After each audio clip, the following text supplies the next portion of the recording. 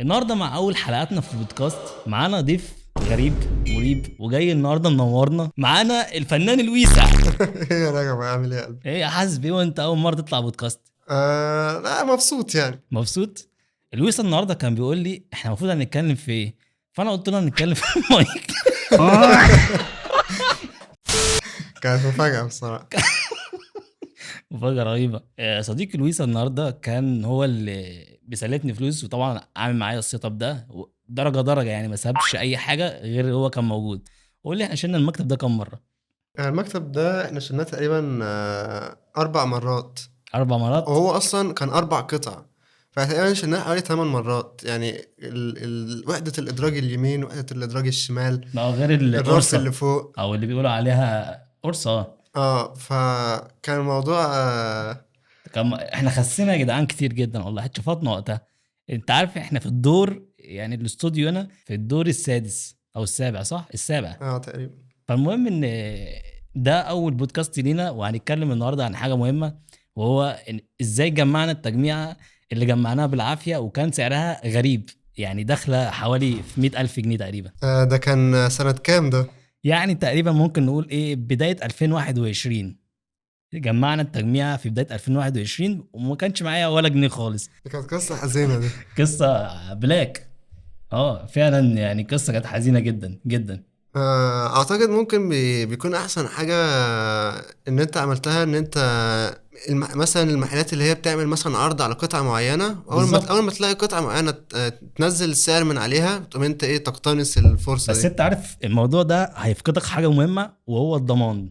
انك تفقد الضمان، يعني انت ممكن تجيب قطعة تلاقي نفسك شغلتها بعد سنة، او ممكن كمان بعد سنة ونص، فانت خسرت مثلا. لو القطعة عليها ضمان سنتين انت خسرت اكتر من 50% من ضمان القطعة دي. عبال ما عرفت تجمع باقي القطع وكده. بالظبط. فانت وحظك بصراحه، يعني الموضوع ده فيه ميزه وعيب. دي يعني مشكله كبيره عند بعض الناس، لكن انا بالنسبه لي ما بعترفش اصلا بالضمان في مصر للاسف يعني. او ممكن بعض الشركات الضمان بتاعها كويس، بس مش كل الشركات في مصر. مم. غير كمان ان انت لما تعمل تجميعة كلها عند نفس الشخص، ممكن ان هو يديك عليها خصم مش وحش. ممكن ده يخليك برضو توفر برضو. فلو انت كنت هتوفر في كل قطعة لوحدها، طب انت لو عملت التجميع كلها عند واحد بس، ممكن يعرف يظبط لك حاجة خصم بالظبط. او كده. الكلام ده لو انت معاك الفلوس كاش، انما لو انت مش معاك الفلوس كاش للاسف هتلجأ.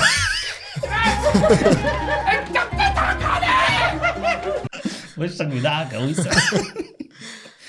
هو فعلا لو انت معاك الفلوس كاش وهتخلص، الراجل هيعمل لك خصم محترم، وانك تجيب التجميع كلها من مكان واحد احسن، بحيث لو حصلت مشكله مثلا في المذر بورد تروح ترجع له التجميع كلها وتقول له شوف انت بقى المشكله فين. لان انت لو جايب من كل محل قطعه وحصل مشكله، كل محل هيرميها على المحل اللي بعده، يقول لك لا المشكله مش في المذر بورد، المشكله في المنتج التاني اللي انت اشتريته من المحل التاني. شوف بقى انت جايبه من عند مين وروح ظبط معاه كده. ما انت جابوله. البودكاست ده حاسه فريش. بس ايه الدنيا فشل. الدنيا عراوي. تركب تكييف يعني؟ انت عامل انت صارف ومكلف، تركب تكييف يا يعني. عم يا شقة ابويا. طب انت تنصح الناس بايه لو انت واحد دلوقتي خلاص كحيان وعايز تجمع تجميع تلعب عليها جيمنج؟ تعبان يا كابتن، لا والله تعبان. لو انت مستعجل تعمل ايه؟ ممكن انت تحاول مثلا، لو حد صديق ليك مقرب، ممكن تحاول تتصرف معاه مثلا في جزء من المبلغ دوت. طب يا بحل جدعان سريع يعني. انا هسيب لكم رقم الويس تحت في الكومنتات. اي حد عايز سلفه انا بعت لكم الرقم بتاعه. اي حاجه انا مش موجود. الرقم دلوقتي عمل له بلوك. اي حد مش هرد انا ارمي الرقم ده في الشارع. لا يا ويس انت راجل. لويس طبعا بيهزر، الرقم اللي انتوا عايزينه هيديهولكوا على طول. ان شاء الله يفتح شركه تمويل قريب. يا ريت والله، ما كانش يبقى ده حل. وكمان يا ويسا في حاجه تانية، ان هو ممكن زي ما تقول يجيب حاجه مؤقته. يعني مثلا انا لو في دماغي تجميع ب 100,000 جنيه، طب ما انا ممكن اشتري تجميع حاليا ب 20,000 او 30,000 تمشي الدنيا، وبعدين اجيب التجميع الاغلى. لو انا ده الكلام ده لو انا مستعجل.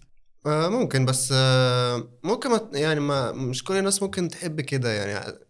بس هو حاسس ان هو ممكن حل هيخليك تحس ان انت يعني صرفت فلوس ان هي حاجة مؤقتة، بس في الاخر انت مش مبسوط. مش الحاجه اللي انا كنت نفسي فيها. اه هتبقى قاعد حتى بتستهلك في القطع بتاعة التجميعة وخلاص، وحتى لما تيجي تبيعها مش هتخسر فيها برضه. هتخسر فيها في كل الأحوال. هي في العموم مشكله التجميعات دلوقتي بعد ما المشكله العالميه بتاعت الرامات ومشكله الهاردات، للاسف كروت الشاشه كمان غليت، وده اثر على البيع كتير في المحلات. ان في محلات لحد دلوقتي مش شغالين، يعني يعتبر عمالين يدفعوا ايجار في البستان مثلا، مول زي مول البستان، وما بيستفادوش باللي بيدفعوه ده.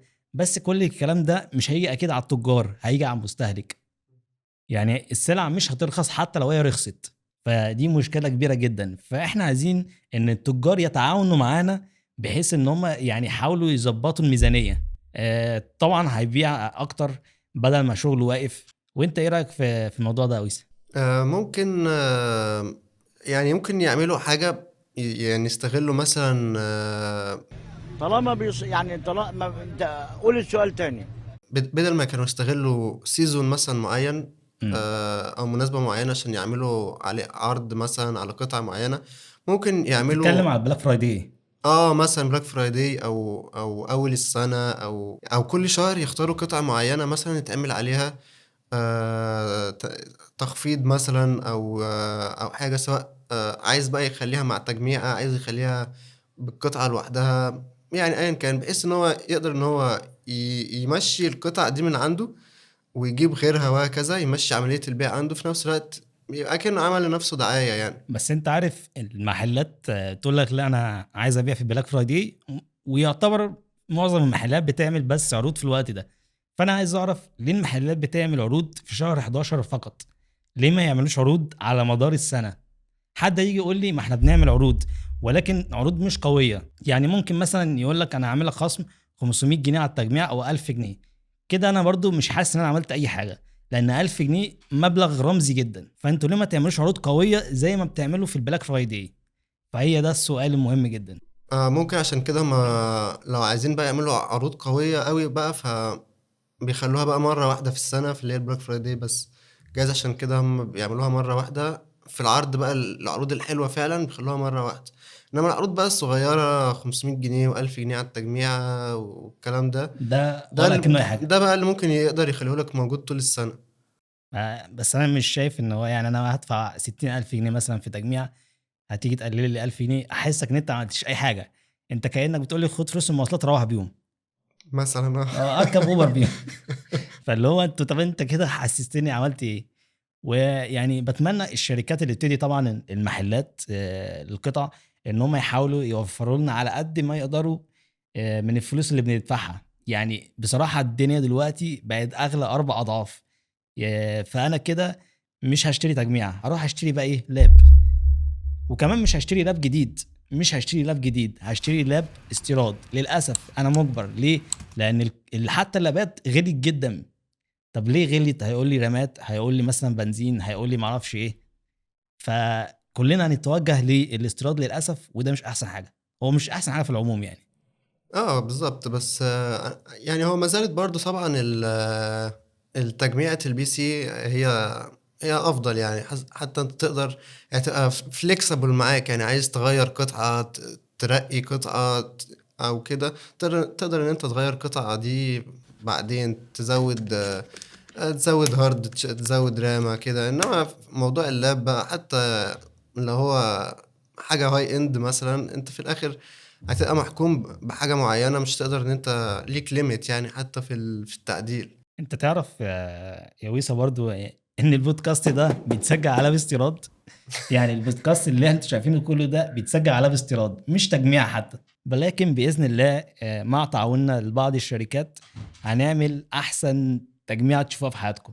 مش لازم تكون الاعلى، والويسا هيساهم فيها. الويسا هيساهم فيها. طب يا ويسا، احنا طبعا النهارده في البودكاست هيكون قصير. احنا طبعا اتشرفنا بيك يا ويسا، وهتكون يخليك. معانا في بودكاست تاني. انا عايزكم تفجروا التعليقات، عايزين أكيد الويسا طبعاً. مره كمان. وكان معكم احمد زوبعه مع الويسا. قط اشتم بقى براحتك.